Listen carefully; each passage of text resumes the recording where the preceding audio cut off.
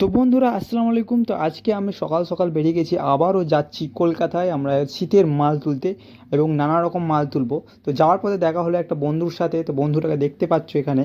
তো আমরা অনেকক্ষণ ওয়েট করার পরে তো ট্রেনটা আসার সময় হয়ে গেছে, তো দেখতে পাচ্ছ আমাদের ট্রেনটা চলে আমাদের এসেছে টিকিট আগে সকালবেলায়। থেকেই বুক করা ছিল না, কত নম্বর বগিতে, D2-তে।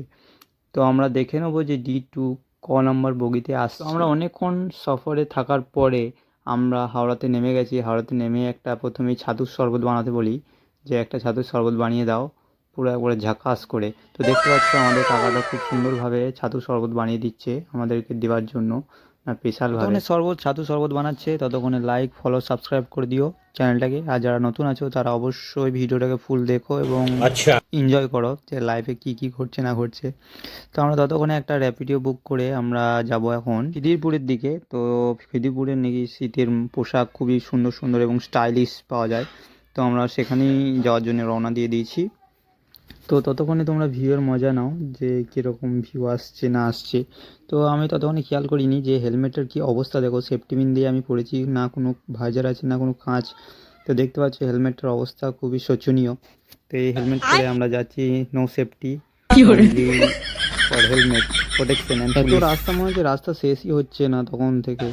তো আমরা গল্প করতে করতে অনেকক্ষণ ধরে তো তারপরে পৌঁছে গেলাম খিদিরপুরের দিকে, বাজারের দিকে এগিয়ে গেলাম। তো বাজারে দেখতে পাচ্ছ এখানে খুব সুন্দর সুন্দর জ্যাকেট, যে জ্যাকেটগুলি পছন্দ হচ্ছে সেগুলি ছটা ছটা করে জোড়া আছে। তো আমরা নিয়ে নিচ্ছি কয়েকটা জ্যাকেট এবং হুডি কালেকশন।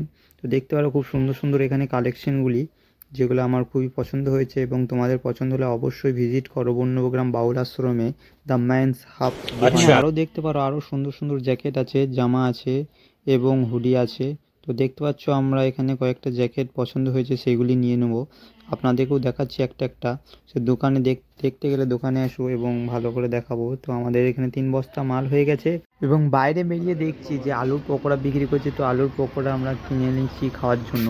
তো আমরা এখানে হাওড়া বাস ধরে চলে এলাম এবং এখানে আসার পরে এখানে একটা আমরা বার্গার কিনলাম যেটা আমাদের খাওয়ার জন্য, এবং একটা পানির বোতল কিনেছি। তো দেখতে পাচ্ছ বন্ধুরা,